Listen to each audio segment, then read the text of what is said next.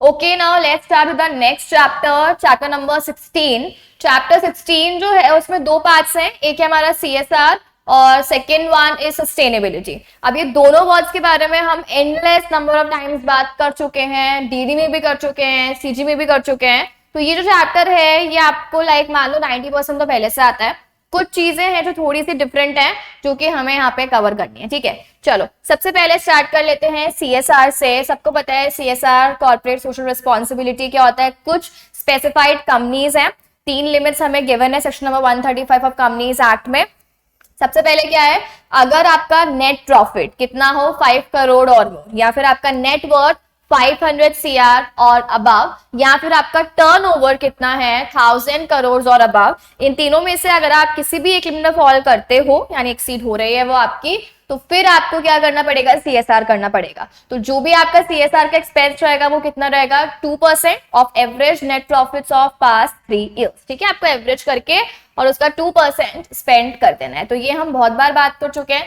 तो अब देखो CSR के क्या इंपॉर्टेंस है। हम लोग जानते हैं आजकल के टाइम पे कोई भी जो बिजनेस है वो सिर्फ और सिर्फ प्रॉफिट कमाकर लॉन्ग रन में सरवाइव नहीं कर सकता है। ऑब्वियसली वो एक सोसाइटी में ऑपरेट कर रहा है, एक एनवायरनमेंट में ऑपरेट कर रहा है, तो उसकी कुछ ना कुछ रिस्पॉन्सिबिलिटीज भी होती हैं towards the society, towards the environment, है ना।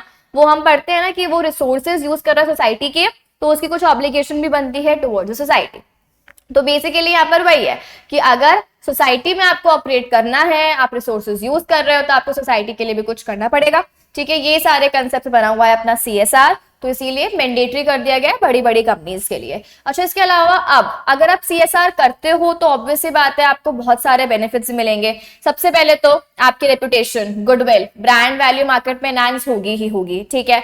तो वो तो एक +1 होता है ये हमेशा हमारे लिए। सेकेंड हम कह सकते हैं क्योंकि भाई एक्ट में लिखा है तो मैंडेटरी है तो करना ही पड़ेगा, तो वो तो आपके ऊपर एक ऑब्लिगेशन क्रिएट हो ही जाती है कि अगर आप with in the limits fall करोगे तो आपको CSR जो एक्सपेंडिचर है वो करना ही पड़ेगा। इसके अलावा हम कह सकते हैं कि आपके जो स्टेक होल्डर्स है वो आप सेटिस्फाइड रहेंगे, स्पेशली सोसाइटी हो गए तो, या फिर एनवायरनमेंट या रेगुलेटर्स के, क्योंकि आपने वही अगेन कंप्लायंस किया है तो स्टेक होल्डर्स तो आपके सेटिस्फाइड होने ही वाले हैं। और हम कह सकते हैं आपको फंडिंग वगैरह भी इजीली मिल जाएगी, बिकॉज अगेन जो भी एडवांटेजेस हम गवर्नेंस के पढ़ते हैं वो सब कुछ आप यहाँ पर लिख सकते हो। इवन आप वो एस्पेक्ट भी डाल सकते हो जो हमने बात की थी सस्टेनेबिलिटी में कि 3 पिलर्स होते हैं। तो हमें पता है कि अगर हम सिर्फ और सिर्फ प्रॉफिट पे फोकस करेंगे, सोसाइटी पे फोकस नहीं करेंगे, या फिर हम कह सकते हैं एनवायरनमेंट पे फोकस नहीं करेंगे, तो अगेन लॉन्ग रन में आप सर्वाइव नहीं कर सकते। अगेन आप जो भी बेनिफिट्स हम ऑलरेडी देख चुके हैं उन्हीं को कंबाइन करके आप यहाँ पर लिख देना, ठीक है। तो वही सारी चीजें दे रखी है।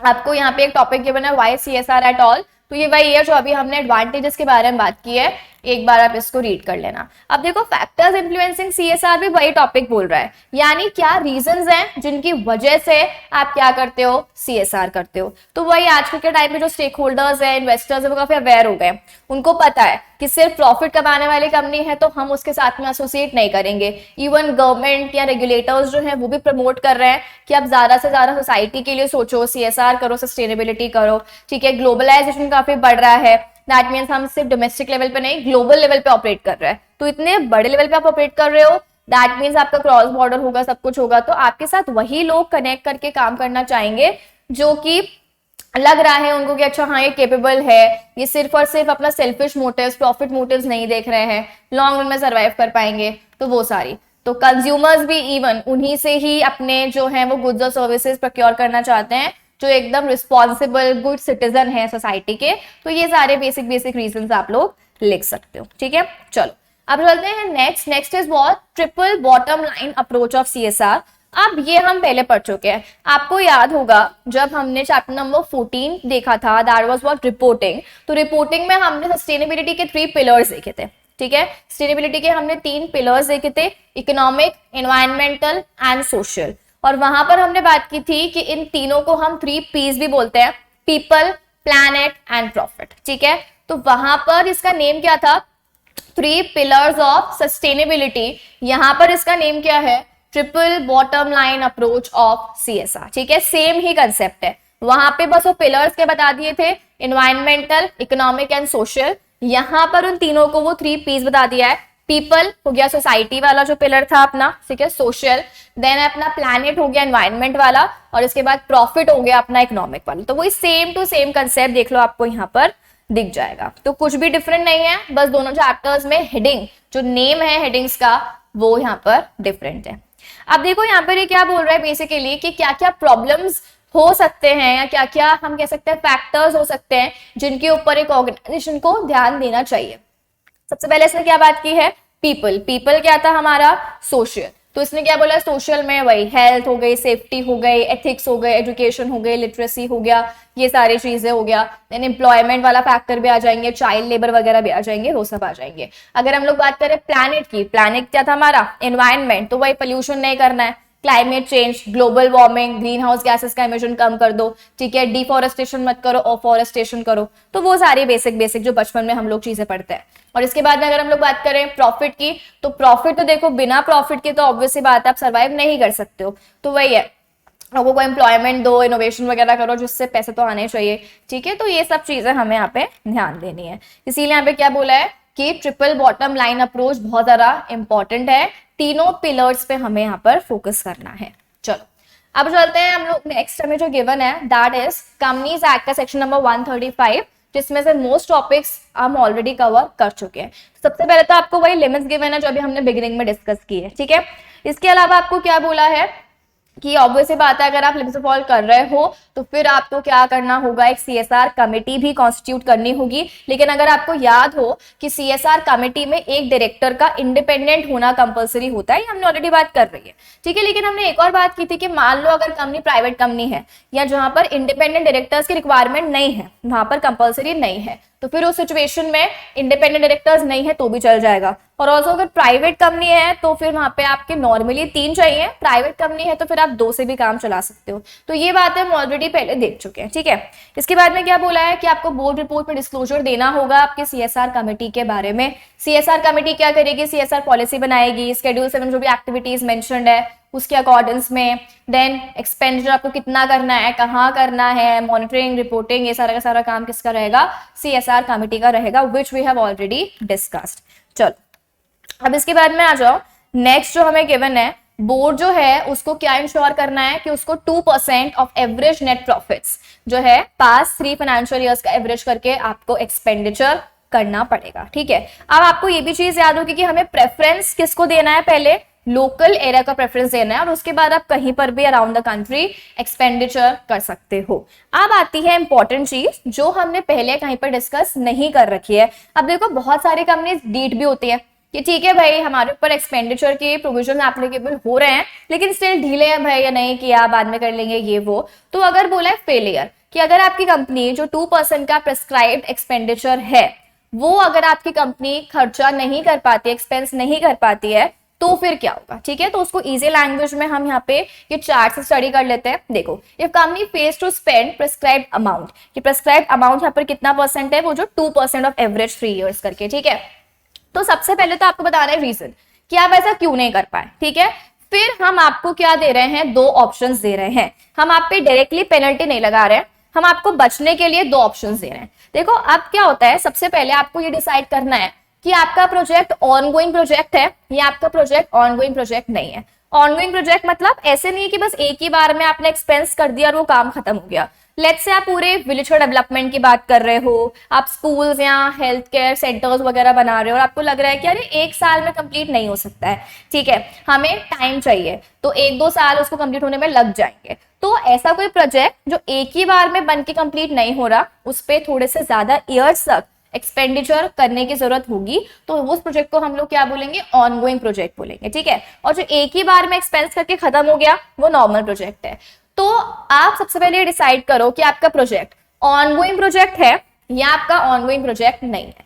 सबसे पहले ये बोल रहा है अगर आपका प्रोजेक्ट ऑनगोइंग प्रोजेक्ट नहीं है और आपने क्या करा, वहां पे 2% का जो आपको खर्चा एक्सपेंडिचर करना चाहिए था वो एक्सपेंडिचर भी आप नहीं कर पाए, तो उस सिचुएशन में जो भी आपका अमाउंट है, जो भी आपका अमाउंट वो 2% की वैल्यू कैलकुलेट करके आ रहा है, जो आपने एक्सपेंस नहीं किया उस अमाउंट को आप ट्रांसफर कर दो फंड में जो कि शेड्यूल 7 ऑफ कंपनीज एक्ट में प्रिस्क्राइब्ड है। अब शेड्यूल 7 में बहुत सारे फंड्स है, जैसे क्लीन गंगा फंड है, अभी अपना पीएम केयर्स फंड बना था, तो ऐसे अलग अलग ना फंड्स दे रखे हैं, ठीक है, जो गवर्नमेंट पब्लिक के वेलफेयर के लिए यूज करती है। तो आप उस फंड में ट्रांसफर कर दो, आपसे खुद से नहीं हुआ कोई प्रॉब्लम नहीं है, आप उस फंड में ट्रांसफर कर दो।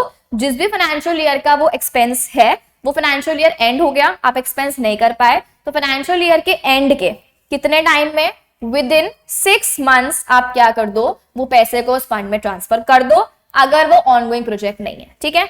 लेकिन ऐसा भी तो हो सकता है कि भाई वो ऑनगोइंग प्रोजेक्ट है, तो अब ऑनगोइंग प्रोजेक्ट है तो हम क्या बोल रहे हैं, ठीक है, अगर आपका प्रोजेक्ट ऑनगोइंग प्रोजेक्ट है तो ऑनगोइंग प्रोजेक्ट का भी हमने टाइम अलाउ कर दिया। अब ऐसा नहीं बोल सकते कि वो 20 साल तक प्रोजेक्ट चल रहा है, नहीं, मैक्सिमम आपका जो प्रोजेक्ट है ऑनगोइंग वो चल सकता है 3 सालों तक, ठीक है। तो एक तो आपका मेन ईयर हो गया और 3 हमने एडिशनल ईयर्स दिए हैं, तो टोटल 1+3 हो जाता है यहाँ पे। तो आपको क्या बोला है, अगर आपका जो भी एक्सपेंस है वो ऑनगोइंग प्रोजेक्ट के साथ में रिलेट कर रहा है, तो फिर आप सबसे पहले क्या कर सकते हो, आप एक अलग से अकाउंट बना लो, क्योंकि आपको पता है एक साल में सारा एक्सपेंस तो वैसे भी नहीं होने वाला, ठीक है, तो वो बाइफोकेट होगा ही थ्रू आउट द ईयर्स।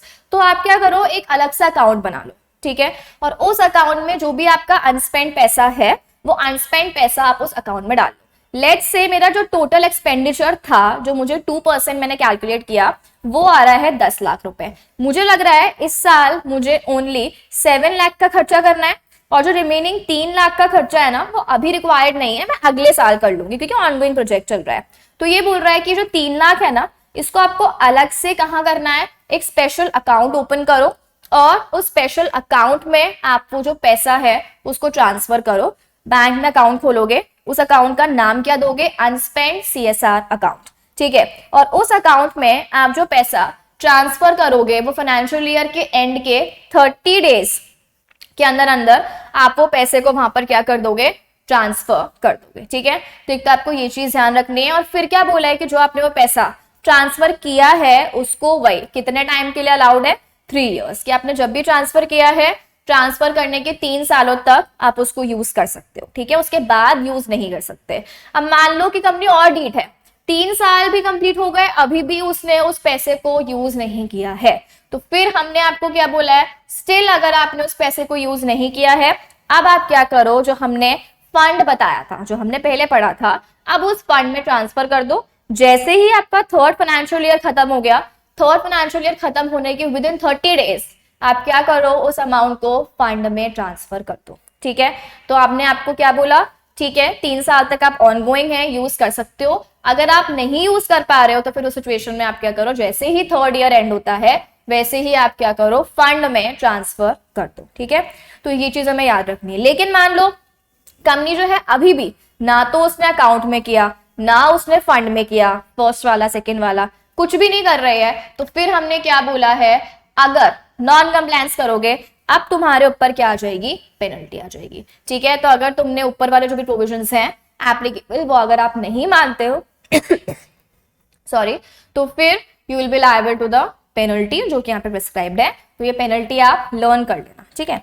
चलो अब इसके बाद में देखो क्या बोला है। अभी तक तो हमने क्या पढ़ा, सारा कंपनीज एक्ट के सेक्शन 135 के रिगार्डिंग हमने सब कुछ प्रोविजंस देखे। Now we are proceeding to company CSR rules 2014। तो कुछ एक्स्ट्रा बातें हैं जो हमें रूल्स में से देखनी है। देखो सबसे पहले क्या बोला है, CSR means and includes but is not limited to।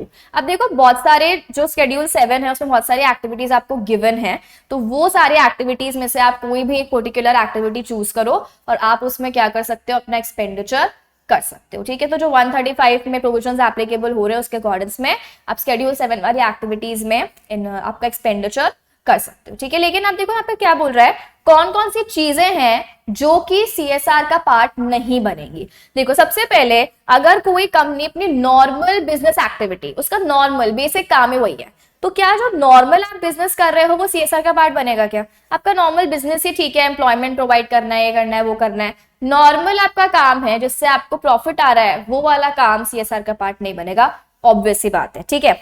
लेकिन देखो अब क्योंकि कोविड आया था तो हमें प्रमोट करना था वैक्सीन वगैरह का, तो ये आपको क्या एक एक्सेप्शन बेसिकली प्रोवाइड कर दिया कि मान लो कोई कंपनी वैक्सीन, ड्रग्स या मेडिकल वगैरह कुछ डिवाइसेस बना रही है, ठीक है, अगर वो चाहती है तो वो कोविड-19 के लिए अपना जो है वो योगदान दे सकती है, वहां पे अपना कॉन्ट्रीब्यूशन दे सकती है कोविड-19 के लिए। कौन कौन से ईयर्स के लिए? वही 2021 के लिए, 21-22 एंड 22-23 इन ईयर्स के लिए अलाउ कर दिया गया था कि हाँ ठीक है।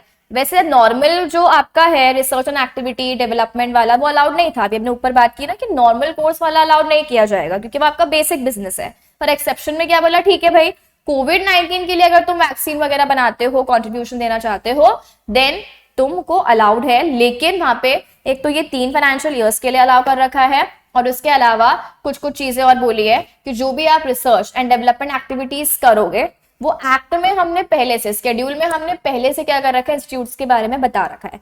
यानी कुछ प्रेस्क्राइब्ड इंस्टीट्यूट्स हैं उनके साथ में आपको मिलकर करना है और आपको उसकी डिटेल्स वगैरह जो है वो अपनी एनुअल रिपोर्ट में इंक्लूड करनी है, तो फिर आप कर सकते हो। ठीक है, तो फर्स्ट तो क्या हो गया, नॉर्मल बिजनेस में आपको जो भी एक्टिविटीज हैं वो इंक्लूड नहीं होगी।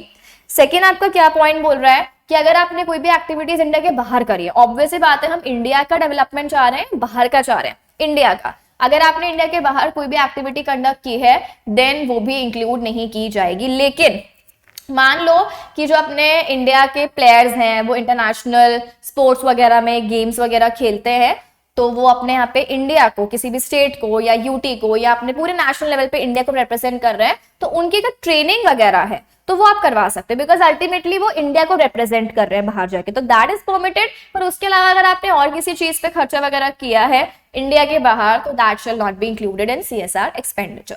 एंड थर्ड क्या बोला, अगर आपने भाई पॉलिटिकल पार्टी को कॉन्ट्रीब्यूशन दे दिया, वो तो हमें वैसे ही नहीं अच्छा लगेगा, तो वो भी इंक्लूड नहीं किया जाएगा। ओके, फोर्थ क्या बोला है, अगर आपने एम्प्लॉयज के लिए कोई भी बेनिफिट वाला काम किया जो ऑलरेडी एक्ट में कोड ऑफ वेजेस में मेंशन्ड है, तो ये तो एक्ट में लिखा हुआ है, कोड में लिखा हुआ है, आपको करना ही पड़ेगा, तो आपने कुछ नया थोड़ी उखाड़ लिया इसको करके। तो जो आपने एक्ट में या कोड में लिखा हुआ है वो काम किया तो वो फिर इंक्लूड नहीं किया जाएगा। ठीक है, पॉइंट नंबर 6 भी यही बोल रहा है, किसी भी एक्ट में आपने लॉ की रिक्वायरमेंट को फुलफिल करने के लिए कुछ भी काम किया that shall not be included because वो तो आपको वैसे भी करना था।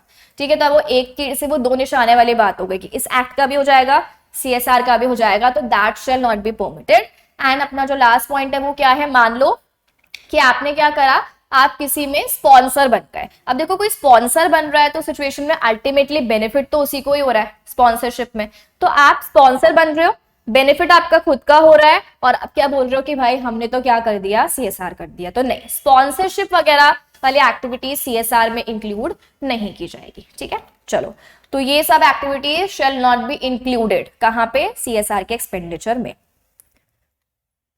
ओके, अब आते हैं नेक्स्ट पे। नेक्स्ट हमें वही गिवन है सीएसआर कमेटी के बारे में, तो ये हम ऑलरेडी पढ़ चुके हैं, इसको हम वापस से नहीं देख रहे हैं, वही सेम चीज रिपीट कर रखी है, इसको एक बार आप रीड कर लेना। अब देखो क्या बोला है रूल नंबर 3 में कि कोई भी कंपनी, चाहे वो होल्डिंग है, चाहे सब्सिडरी है, चाहे फॉरेन कंपनी है, अगर वो लिमिट्स में क्राइटेरिया ऑफ सेक्शन नंबर 135 में फॉल कर रहे हैं then they shall be liable for expenditure of 2%। ठीक है, मतलब वही है कि आपके ऊपर अगर एप्लीकेबल हो रहा है तो करना ही पड़ेगा, कोई सी भी कंपनी हो, हमें उससे क्या मतलब है। ठीक, अब देखो इसके बाद में क्या बोला है, every company which ceases to be a company for 3 consecutive financial years. यानी ऐसा नहीं है कि आप एक साल आपके ऊपर लिमिट्स एप्लीकेबल हुई, ठीक है, आपने उस साल में जो नेक्स्ट फाइनेंशियल ईयर था आपने सीएसआर कर लिया पिछले वाले ईयर की लिमिट्स देख के, अब अगले साल आपके ऊपर एप्लीकेबल ही नहीं हो रहा तो अगले साल आपको नहीं करना। नहीं, ये क्या बोल रहा है कि अगर आप लिमिट्स के बिलो फॉल कर जाते हो ना, तो जैसे ही फॉल करोगे ऐसा नहीं है कि नेक्स्ट ईयर से एप्लीकेबल नहीं है, आप विद इन द लिमिट्स यानी बिलो द लिमिट्स रहने चाहिए हो 3 सालों तक, यानी कॉन्जिक्यूटिव 3 फाइनेंशियल ईयर्स तक अगर आप बिलो द लिमिट रहते हो तब ही आपके ऊपर 135 की एप्लीकेबिलिटी एंड होगी। अगर ऐसा मान लो कि एक साल कम हो गए फिर नेक्स्ट ईयर वापस से लिमिट्स बढ़ गई फिर कम हो गए तो एप्लीकेबल चलेगा ही चलेगा। तो 3 कॉन्जिक्यूटिव ईयर्स तक अगर आप बिलो द लिमिट रहते हो तब ही उस सिचुएशन में क्या होगा, आपके ऊपर 135 की applicability shall be ceased. Fine, तो ये चीज हमें ध्यान रखनी है।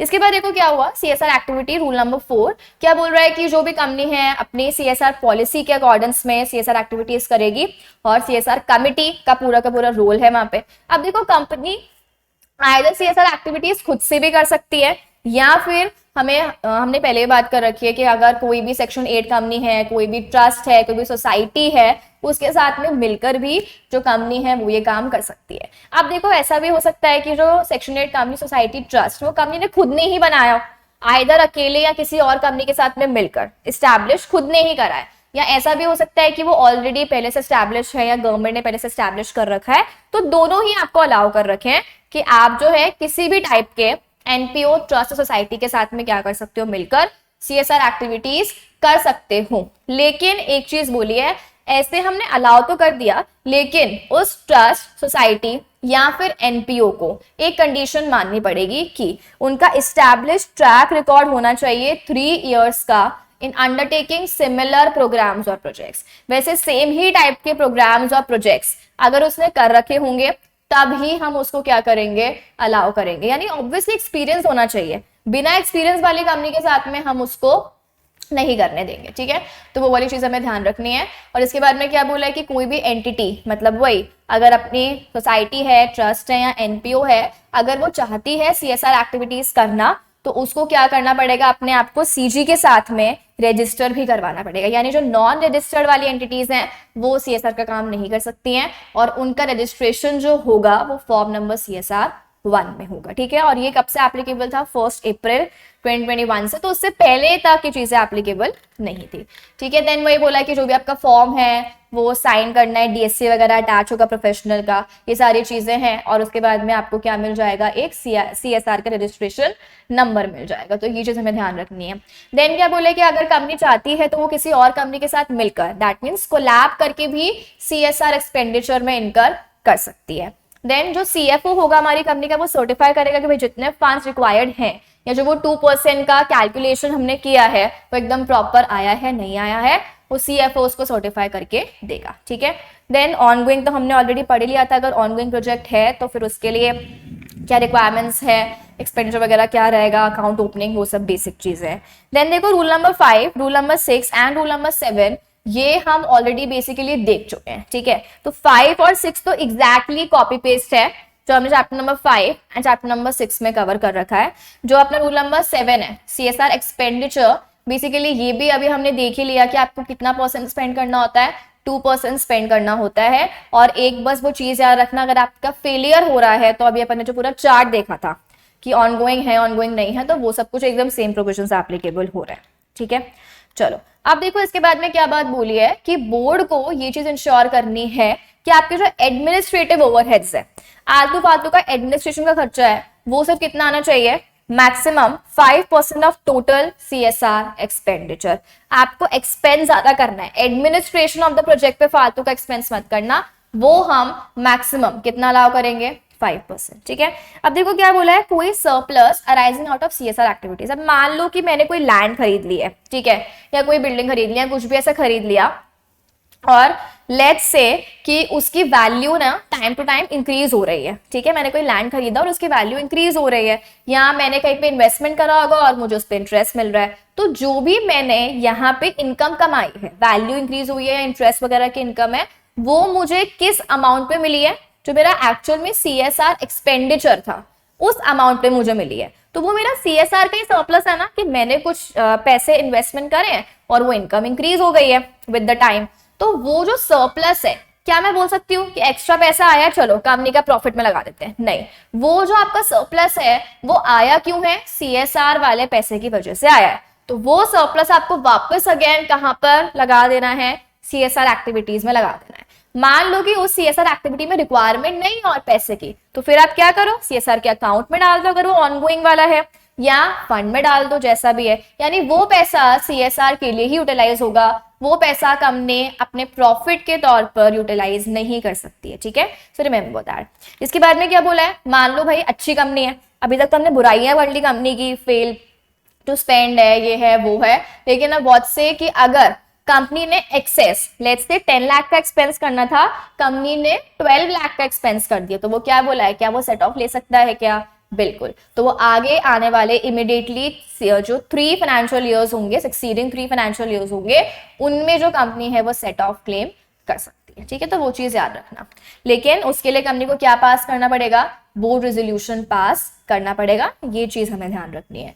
अच्छा, इसके अलावा क्या बोला है कि अगर मान लो जो कंपनी है, कंपनी ने कोई भी कैपिटल असेट अक्वायर करा है, वही जो हमने बात की, लेट्स से कोई मशीनरी वगैरह, कोई लैंड एंड बिल्डिंग वगैरह हो गई है, तो वो जो कैपिटल असेट होगा या तो वो ट्रस्ट सोसाइटी या एनपीओ के पास में रहेगा जिसके साथ में मिलकर हम काम कर रहे हैं, या फिर जो एक्चुअल बेनिफिशियरीज हैं, लेट्स से हमने विलेज के लोगों के लिए किया है या कोई सेल्फ हेल्प ग्रुप है वहां पर इन्वॉल्व, तो उनके पास जो जिनका बेनिफिट हो रहा है उसकी वजह से, या तो उनके पास रख दो या फिर जो तुम्हारे एनपीओ और ट्रस्ट सोसाइटी है उसके पास रख दो, ठीक है। या फिर कोई public authority, let's say municipality हो गई, पंचायत हो गई, तो तुम वहां पर भी रख सकते हो, ठीक है। और नेक्स्ट जो हमें गिवन है that is what, rule number 8 CSR reporting. तो ये हम ऑलरेडी चैप्टर नंबर 14 में कवर कर चुके हैं, सेम टू सेम है। अब आते हैं next topic is what, impact assessment for big CSR projects. अब देखो, अगर इतना सारा हमने एक्सपेंडिचर किया है तो हम क्या चाहेंगे, हम चेक करना चाहेंगे ना कि जो हमने एक्सपेक्ट किया था क्या वो चीज हमें मिल भी रही है या वो चीज हमें नहीं मिल रही है। दैट मीन्स अगर मैंने कहीं पर खर्चा किया है तो बस मुझे खर्चा ही करके छोड़ देना है क्या? आई नीड टू चेक ना कि जो मेरा इंटेंशन था behind that expenditure that has been completed, या फिर कुछ प्रॉब्लम की वजह से वो रुक गया है वहां पे, तो मुझे वो चीजें भी चेक करनी होंगी। तो यहाँ पे क्या बोल रहा है, कंपनी को क्या करवाना चाहिए, impact assessment. That means when the project has been completed, और उसको कंप्लीट हुए हुए काफी अच्छा खासा टाइम हो गया है, दैट इज व्हाट 1 ईयर यहाँ पर प्रिस्क्राइब्ड है। तो आप चेक कर लो कि क्या वो एक्चुअली एज एक्सपेक्टेड रन कर रहा है या कोई प्रॉब्लम्स है, ठीक है।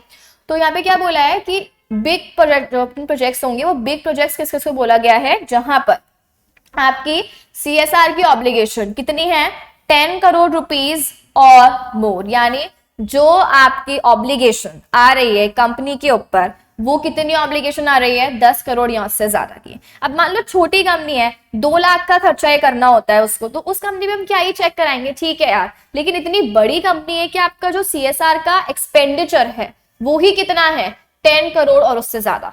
तो इतनी बड़ी कंपनी हो गई आप, तो ऐसी सारी कंपनीज को क्या करना होगा, इम्पैक्ट असेसमेंट करना होगा। और ऑल्सो यहाँ पर एक चीज याद रखना कि ये जो हमें सीएसआर की ऑब्लिगेशन दी है वो ऑब्लिगेशन हमें चेक करनी है in the 3 immediately preceding financial years, ठीक है। एवरेज निकाल कर चेक करनी है, यानी एक इंडिविजुअल ईयर का नहीं है, एवरेज है तीनों सालों का। That is what, 10 crore rupees. तो उनको क्या करना है, इम्पैक्ट असेसमेंट, और उसके लिए वो एक इंडिपेंडेंट एजेंसी हायर करेंगे, खुद से नहीं करना है, इंडिपेंडेंट एजेंसी हायर करनी है। अब ऑल्सो उनको उन्हीं सीएसआर प्रोजेक्ट्स का इम्पैक्ट असेसमेंट करवाना है जिनका आउटले कितना है, 1 करोड़ रुपीज और मोर है। दैट मीन्स पहले तो आप चेक कर लो कि आप बड़ी कंपनी हो ना, आपका ये ऑब्लिगेशन है। फिर मान लो वो जो बड़ी कंपनी है उसने 10 प्रोजेक्ट्स करें, अब आपके 10 के 10 सारे ही प्रोजेक्ट्स को चेक कराने बैठोगे क्या, नहीं। क्या बोला, इसमें से भी बड़े बड़े प्रोजेक्ट चूज कर लो। बड़े प्रोजेक्ट्स कौन से हैं, जिनका एक्सपेंडिचर, आउटले क्या होता है, एक्सपेंडिचर कितना है, 1 करोड़ रुपीज और मोर है, ठीक है।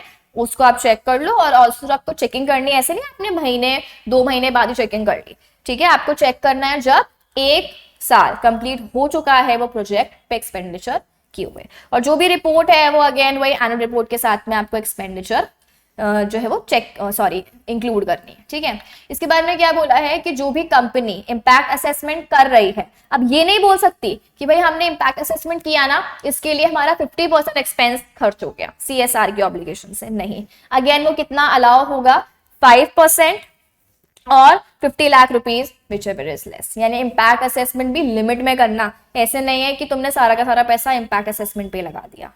चलो, और रूल 9 हमें क्या कह रहा है कि जो भी आपकी सीएसआर की एक्टिविटीज हैं, अगेन वेबसाइट पे डिस्क्लोजर तो उसका जाएगा ही जाएगा।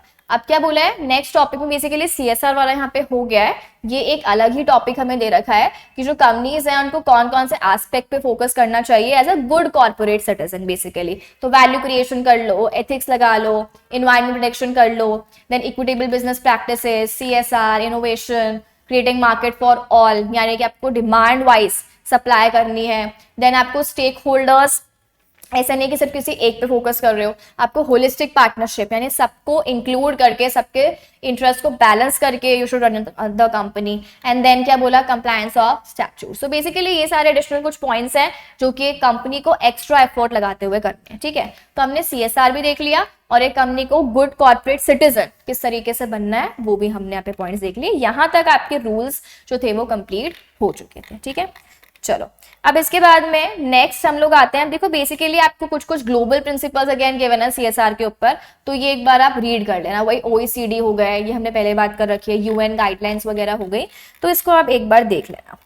चलो अब हम लोग आते हैं, आपके कुछ प्रिंसिपल्स गिवन है, United nation global compact 10 principles. अब बेसिकली जो हमें प्रिंसिपल्स गिवन है, ये प्रिंसिपल्स जो है ना वो क्या करते हैं, मतलब बेसिकली रिलेटेड है एनवायरनमेंट से, सोसाइटी से, एथिक्स वगैरह से, यानी ये प्रिंसिपल्स जो है वो मानने चाहिए किसको, एक बिजनेस को। तो ये एप्लीकेबल हो रहे हैं अपने यूएन वाले। तो देखो सबसे पहले क्या बोला है, ह्यूमन राइट्स के ऊपर है कि रिस्पेक्ट करना चाहिए, सपोर्ट करना चाहिए जो भी ह्यूमन राइट्स है, जो भी आपको कॉन्स्टिट्यूशन राइट्स दे रहा है आपको प्रोटेक्ट करना चाहिए, वही health, safety, right to live वगैरह, ठीक है। देन आपको ऐसे कोई भी एक्टिविटी नहीं करनी है जो ह्यूमन राइट्स के वायलेशन में हो, कॉम्प्लिसिट हो, ठीक।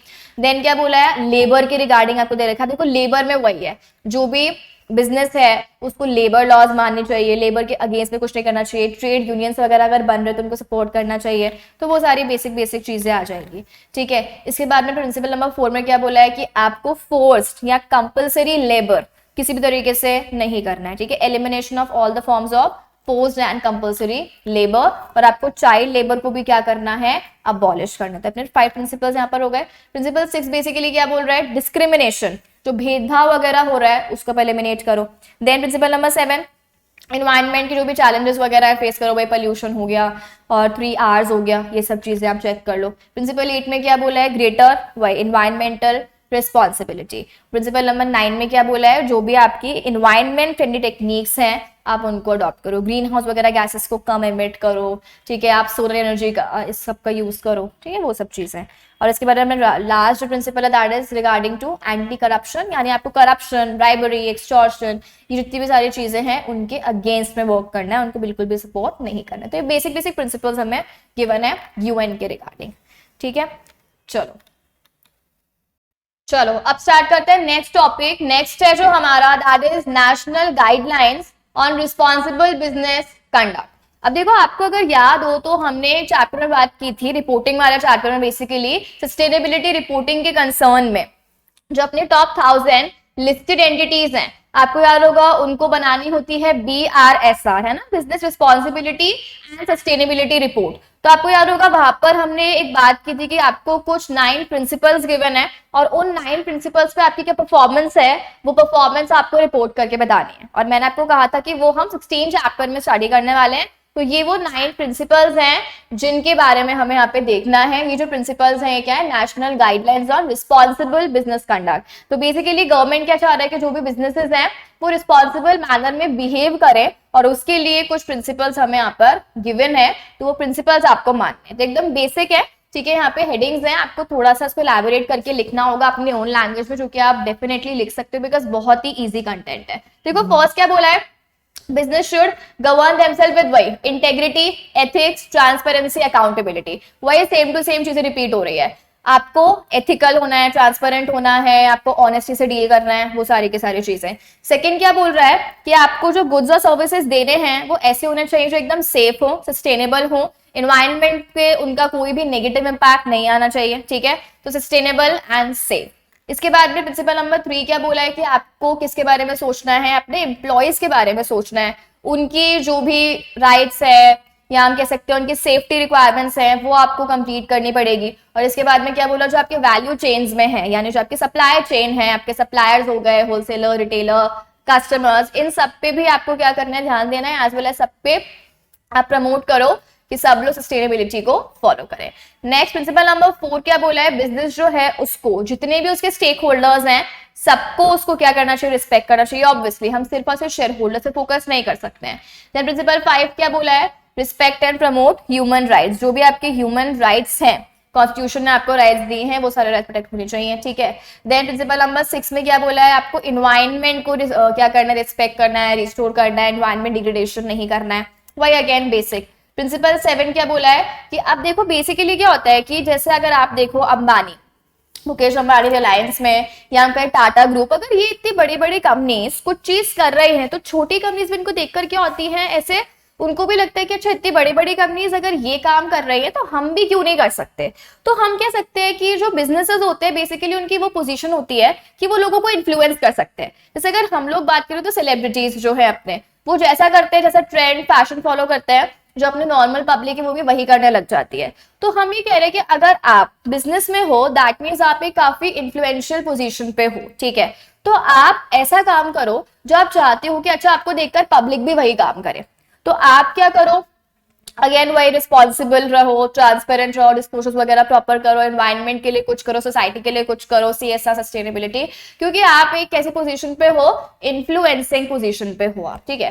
देन प्रिंसिपल नंबर 8 में क्या बोला है, आपको क्या देखना है, इंक्लूसिव ग्रोथ, यानी ऐसा नहीं कि आप किसी एक पर्टिकुलर सेगमेंट की ग्रोथ के बारे में देख रहे हो कि चलो ठीक है बस रिच रिच होने चाहिए, पुअर सेगमेंट, मार्जिनलाइज सेक्शंस हो गए, इनको आप इग्नोर कर रहे हो, या हम कह सकते हैं जो विमेन वाला सेगमेंट आप उसको इग्नोर कर रहे हो, ऐसा नहीं करना है आपको। आपको हर एक सेगमेंट पे इक्वली फोकस करना है, वेदर वो सोसाइटी में हो, वेदर आपके एम्प्लॉयज में हो।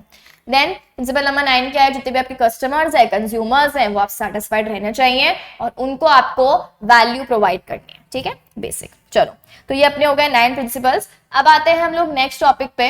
नेक्स्ट हमारा टॉपिक है सस्टेनेबल डेवलपमेंट। अब देखो सस्टेनेबल डेवलपमेंट के बारे में हम पहले भी बात कर चुके हैं। क्या होता है उसमें कि आपको डेवलपमेंट तो करना है, ठीक है, लेकिन आपको डेवलपमेंट इस तरीके से करना है कि जो भी आपके रिसोर्सेज अवेलेबल है एनवायरनमेंट में, वो रिसोर्सेज का वेस्टेज नहीं हो, optimum and efficient utilisation of resources वहां पर होना चाहिए। That is known as sustainable development. कि आप अभी इस तरीके से रिसोर्सेज का यूज करो कि फ्यूचर जनरेशंस में किसी की भी नीड्स के साथ में किसी भी टाइप का कॉम्प्रोमाइज वहां पर नहीं। तो आपको सस्टेनेबल डेवलपमेंट करना है, उसके लिए आपको 4 प्रिंसिपल्स, 4 फंडामेंटल प्रिंसिपल्स हैं जो कि आपको ध्यान देने हैं। फर्स्ट बोला है principle of inter generational equity. अब देखो वही वाली चीज है कि आपको क्या करना है, जो डिफरेंट जनरेशंस हैं उनके बारे में सोचना है कि आपको ऐसा नहीं कि बस सब कुछ मैं ही यूज कर लूं, आगे आपके बच्चे होंगे, जनरेशंस आएंगी, तो उनके लिए भी तो कुछ छोड़ दो। तो आपको इस तरीके से यूज करना है, ठीक है। सेकेंड आपका क्या बोल रहा है principle of sustainable use. Again आप इस तरीके से यूज करो कि नेचर पे कोई भी एडवर्स इंपैक्ट नहीं आए, जो रिसोर्सेज कम है उनको वैसे यूज करो, वेस्टेज बिल्कुल भी कम करो, ठीक है। देन क्या बोला प्रिंसिपल ऑफ इक्विटेबल यूज और इंट्रा जनरेशन। देखो फर्स्ट वाला क्या था, इंटर जनरेशनल है, और थर्ड वाला है इंट्रा। इंटर मतलब क्या होता है, अलग अलग। तो आपका अलग अलग जनरेशन, अभी वालों को इस तरीके से यूज करना है कि फ्यूचर वालों को प्रोटेक्शन मिले, ठीक है। इंट्रा में क्या बोल रहा है कि जनरेशन तो सारी अभी की ही है, लेकिन कंट्री टू कंट्री या नेशन टू नेशन या स्टेट टू स्टेट वेरी करेगा। अब ऐसे करे गवर्नमेंट कि सारे रिसोर्सेज अपने राजस्थान में दे दे और बाकी जो सारे साउथ के स्टेट्स हैं वहां पर कोई रिसोर्सेज रहे ही नहीं, तो क्या ऐसा सही है? नहीं। तो यहाँ पे क्या बोला है कि आपको रिसोर्सेज जो है वो इस तरीके से यूज करने हैं कि वेरियस कंट्रीज में या वेरियस स्टेट्स में वो क्या रहे, इक्वली डिस्ट्रीब्यूटेड रहे, चाहे वो बात करो नेशनल लेवल पे, चाहे आपको बात करो इंटरनेशनल लेवल पे। यहाँ बेसिकली कंट्रीज की बात कर रहा है, स्टेट्स की बात कर रहा है इंटरनेशनल लेवल पे, बट ये दोनों पे एप्लीकेबल होगा। देन हम लोग आ जाते हैं principle of integration. Then again आपको क्या करना है, जब आपको बिजनेस करना है तो आपको तीनों पिलर्स पे ध्यान देना है, social, economic as well as environmental. तीनों में से कोई भी एक पिलर फॉल हो जाता है तो आप लॉन्ग रन में सर्वाइव नहीं कर पाओगे, ठीक है। तो आपको ये चीज याद रखनी है। चलो देन आ जाओ 2030 के लिए कुछ एजेंडा बना रखा है, कुछ हमें डेवलपमेंट के गोल्स दे रखे हैं, वो एकदम बेसिक है, तो आपको याद आ जाएगा। जैसे हम एसएसटी पढ़ते हैं बचपन में, तो वो सारे के सारे आपके points almost same to same repeat हो रहे हैं। वही पॉवर्टी एंड करनी है, हंगर वगैरह, न्यूट्रिशन को इम्प्रूव करना है, ठीक है, सबका वेलबींग प्रमोट करना है, एजुकेशन देनी है, हेल्थ केयर देनी है, जेंडर इक्वालिटी देनी है, वुमेन के लिए सारे राइट्स अवेलेबल होने चाहिए, ठीक है, एनर्जी हो गया, वाटर हो गया, इकोनॉमिक ग्रोथ हो गया, इंफ्रा हो गया, इनइक्वालिटी को हटाना है। तो वो सब बेसिक जो आपकी सोसाइटी से रिगार्डिंग या हम कह सकते हैं एनवायरनमेंट से रिगार्डिंग कुछ चीजें हैं, उसके रिगार्डिंग आपको कुछ गोल्स दे रखे हैं। एक बार रीड कर लोगे ये हो जाएंगे, ठीक है, कि 17 आपके सस्टेनेबल डेवलपमेंट के गोल्स हैं। चलो अब आते हैं नेक्स्ट टॉपिक पे। नेक्स्ट हमें को सस्टेनेबिलिटी इंडाइसेस गिवन है, यानी बेसिकली सस्टेनेबिलिटी को कैलकुलेट हम किस तरीके से कर सकते हैं क्वांटिटेटिव टर्म्स में। उसके लिए अलग अलग इंडेक्सेस, जैसे आपको याद हो अगर हम स्टैट्स पढ़ते हैं तो वहां पर हमें फॉर्मूला अप्लाई करके और फिर वैल्यूज कैलकुलेट करते हैं, तो वही वाली सारी चीजें आपको यहाँ पर भी दे रखी हैं। तो आपको दे रखा है सबसे पहले डो जोन्स का सस्टेनेबिलिटी इंडेक्स, यानी ये जो है वो बेसिकली क्या करता है, जो भी टॉप मोस्ट वर्ल्ड की कंपनीज है ना, मतलब टॉप 10% वर्ल्ड की बिगेस्ट कंपनीज में से जो टॉप 10% कंपनीज हैं, उसको ये चेक करता है कि उनकी कितने सस्टेनेबिलिटी इनिशिएटिव्स उन्होंने लिए हैं, कितने कंप्लीट करती हैं। तो ये आपको देखो यहाँ पे दे रखा है, more than 300 companies that represent top 10% of the leading sustainability companies out of the biggest 2500 companies. तो टोटल 2500 जो बिगेस्ट कंपनीज है उसमें से जो एकदम टॉप वाली 300 कंपनीज हैं उनका वो क्या करता है, सस्टेनेबिलिटी कैलकुलेशन देता है। ठीक है, नेक्स्ट तो सिंपल हमें दे रखा है ESG इंडेक्स की आप क्या कैलकुलेट कर लोगे कि इन्होंने सिर्फ इकोनॉमिक काम किया है या एनवायरमेंट सोसाइटी गवर्नेंस वाला भी काम करा है, तो ESG कैलकुलेशन के लिए। देन स्टैंडर्ड एंड पुअर जो आपको पता होगा एक CRA है, तो उसने भी यही निकाला हुआ है कि जो टॉप 500 लिस्टेड कंपनीज है बेसिकली उनका आप कैलकुलेट कर सकते हो क्या चीज, वही ESG इंडेक्स के बारे में। तो ये यहाँ पे बोल रखा है कि सस्टेनेबिलिटी आप कितना करते हो उसको हम किस में मेजर कर सकते हैं, क्वांटिटेटिव टर्म्स मेजर कर सकते हैं। देन देखो क्या बोला है आपको, ऑल्टमैन का Z स्कोर। अब ये जो ऑल्टमैन का Z स्कोर है ये बेसिकली बताता है कि एक कंपनी के कितने चांसेस हैं लिक्विडेशन में जाने के। ठीक है, एकदम प्रॉपर बैंकरप्ट होने के एक कंपनी के कितने चांसेस है। और ये बोला है कि हमने एक फॉर्मूला दिया है, जो फॉर्मूला आप लगाओगे तो आपको चांसेस पता चल जाएंगे। अब देखो पे फॉर्मूला क्या गिवन है, ये रहा, ये जो फॉर्मूला है 1.2a 1.4b, ये फॉर्मूला में अगर आप वैल्यूज पुट करोगे, अब देखो वैल्यूज कैसे, 1.2a मतलब क्या करोगे, 1.2 को आपको मल्टीप्लाई करना है a से, a की वैल्यू आपको यहाँ पर गिवन है, working capital divide by total assets, basically ये रेशियोज हैं, अलग अलग रेशियोज। ठीक है, देन 1.4 को आपको करना है b से, तो B क्या है यहाँ पे, retain earnings divided by total assets. तो इस तरीके से जब आप पूरे फॉर्मूला में वैल्यूज पुट करके कैलकुलेशन करोगे तो आपको पता चल जाएगा कि आपकी कंपनी नियर फ्यूचर में इंसॉल्वेंट लिक्विडेशन में जाने वाली है या नहीं जाने वाली है। तो देखो ये क्या बोल रहा है, अगर जो आपने वैल्यूज पुट करके फॉर्मूला लगा के आपका आंसर आया है, अगर वो आपका आंसर ग्रेटर देन 2.99 है, दैट मीन्स आपकी कंपनी सेफ है। ठीक है, अगर जो आपका आंसर आया है वो कितना आया है, less than 1.81, that means bankruptcy का रिस्क है। ठीक है, इसके बीच में है तो इसका मतलब आपको अपने आप को इंप्रूव करने की जरूरत है। तो बेसिकली क्या बोला है कि बैंकरप्सी को प्रिडिक्ट करने के लिए काफी रीजनेबल है, तो आप इसका यूज करके बैंकरप्सी पता कर सकते हो, बेसिकली लिक्विडेशन जिसे हम कहते हैं कि आपकी कंपनी लिक्विडेशन में जाने वाली है या नहीं जाने वाली है।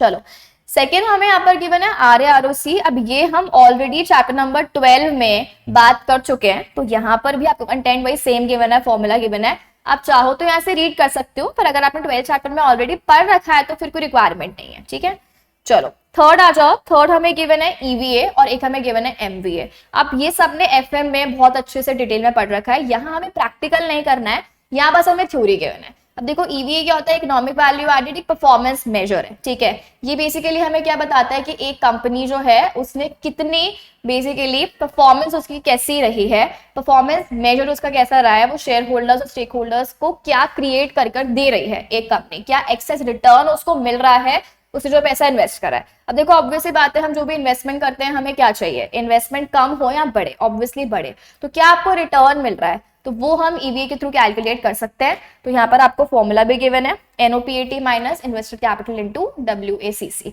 ठीक है, तो ये बेसिकली हमने बहुत ज्यादा कर रखा है, लेकिन यहाँ पे प्रैक्टिकल आने के चांसेस काफी कम है, बट स्टिल अगर आएगा भी तो आपको डायरेक्ट वैल्यूज गिवन आएगी, अभी तक तो नहीं आया, आएगा भी तो आपको डायरेक्ट वैल्यूज गिवन आएगी। अगर आपको फॉर्मूला आता है तो आपको वैल्यूज पुट करके डायरेक्ट कैलकुलेशन करना होगा, बट चांसेस अभी तक कम ही है, बट स्टिल एक बार कैलकुलेटर तो ले ही जाना।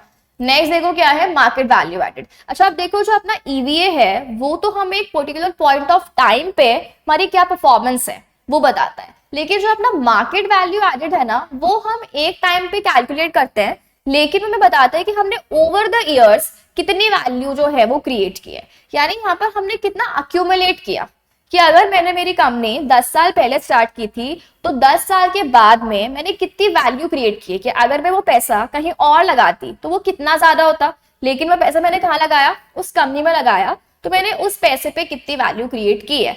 तो कंपनी ने अपने शेयर होल्डर्स स्टेक होल्डर्स के लिए ओवर द टाइम वर्ड यहाँ पे इंपॉर्टेंट है, ये आपको ध्यान रखना है। ठीक है, तो हम कह सकते हैं जो अपना EVA है वो तो परफॉर्मेंस बताता है एक पर्टिकुलर पॉइंट ऑफ टाइम पे, लेकिन MVA बताता है आपका वेल्थ क्रिएशन, कितना आपने over the years wealth create कर रखा है, तो वो आपको बताएगा MVA। आपको भाई फॉर्मूला गिवन है, फॉर्मूला में हम किस तरीके से निकालते हैं, MVA जो है that is difference between current market value, ठीक है, कि अभी क्या मार्केट वैल्यू चल रही है फर्म की, और उसमें से हम माइनस कर देंगे कि इनिशियल हमने कितना कैपिटल लगाया था, तो अभी क्या वैल्यू है और हमने पहले कितना लगाया था, उन दोनों के बीच का डिफरेंस आप कैसे निकाल सकते हो, क्या बोलेंगे हम उसे, मार्केट वैल्यू एडेड। ठीक है, तो ये चीज आप ध्यान रख लेना। और एक और चीज गिवन है, मार्केट वैल्यू एडेड हमारा क्या होता है, प्रेजेंट वैल्यू हम कैलकुलेट कर देते हैं वो डिस्काउंटिंग करके पीवी फैक्टर पे of all the future EVS. ठीक है, चलो अब आ जाओ, नेक्स्ट हमें गिवन है सस्टेनेबिलिटी वैल्यू एडेड। तो ये तो बेसिकली वही है कि एक कंपनी ने कितनी ज्यादा सस्टेनेबल डेवलपमेंट के लिए चीजें कर रखी हैं और उसकी वजह से कितना उस पर इम्पैक्ट आया है, कितना उसने वैल्यू क्रिएट करी ओवर द टाइम। क्यों, रीजन क्या होगा यहाँ पे, सस्टेनेबिलिटी की वजह से। तो वही थ्योरी लिखनी है आपको यहाँ पे। और अपना लास्ट टॉपिक आता है, that is what, net zero. अब देखो नेट जीरो क्या है बेसिकली, यहाँ पर अब हमें पता है बिजनेस है, ऑपरेट करेगा, तो आप ऐसा नहीं कह सकते कि यार ये बिल्कुल भी पोल्यूशन नहीं कॉज करेगा, बिल्कुल भी इन्वायरमेंट को हार्म नहीं होगा। तो ये तो नेक्स्ट टू इम्पॉसिबल वाली चीज है ना कि बिल्कुल भी हार्म नहीं हो, ऐसे कैसे हो सकता है। तो यहाँ पे आपको क्या बोला गया है नेट जीरो में, कि अगर आप, ठीक है, आपकी वजह से पोल्यूशन हो रहा है, आपकी वजह से ग्रीन हाउस गैसेस का एमिशंस हो रहा है, तो आप क्या करो, आप उसी चीज को बैलेंस कर दो। मतलब एक चीज क्या होती है कि अगर हम लॉस को कम नहीं कर सकते हैं तो उतना ही आप क्या कर दो, बेनिफिट कर दो। ठीक है, मतलब अगर आपने ऐसे बोलते हैं ना, आपने किसी को अगर कितना रुलाया है तो उतना ही हंसा दो उसको, तो फिर वो बैलेंस आउट हो जाएगा। तो सिमिलरली वैसे यहाँ पे क्या बोला, अगर आपने एनवायरनमेंट में ग्रीन हाउस गैसेस का एमिशंस किए हैं या पोल्यूशन वगैरह किया है, तब उतना ही बेनिफिट प्रोवाइड कर दो, उतना इक्वल अमाउंट में बैलेंस कर दो, पेड़ उगा दो या कुछ भी ऐसा एक्स्ट्रा एफर्ट कर दो एनवायरनमेंट के लिए, जिससे आपका जो पूरा इम्पैक्ट है वो क्या हो जाएगा, बैलेंस्ड हो जाएगा। तो ये जो आपकी बेसिकली डेवलप्ड कंपनीज हैं, यूके वगैरह हो गया, फ्रांस वगैरह हो गया, ये सब का टारगेट है कि 2050 तक वो क्या कर रहे हैं, कमिट कर रहे हैं कि आपका नेट इम्पैक्ट, कि जितना हमने हार्म करा है उतना ही हम बेनिफिट भी कर देंगे, तो वो क्या हो जाएगा, नलीफाई हो जाएगा। ठीक है, तो इंडिया भी क्या सोच रही है, इंडिया को क्या है, डेवलपिंग है, डेवलप तो अभी तक है नहीं वो, तो वो बेसिकली एज सच कोई टारगेट तो सेट नहीं कर रही कि वो करना ही है, पर ठीक है एफर्ट्स वो लगा रहे हैं कि वो भी 2050 तक इस टारगेट को अचीव कर लेंगे। तो that is what, net zero. तो यहाँ पे अपना ये चैप्टर भी होता है कंप्लीट।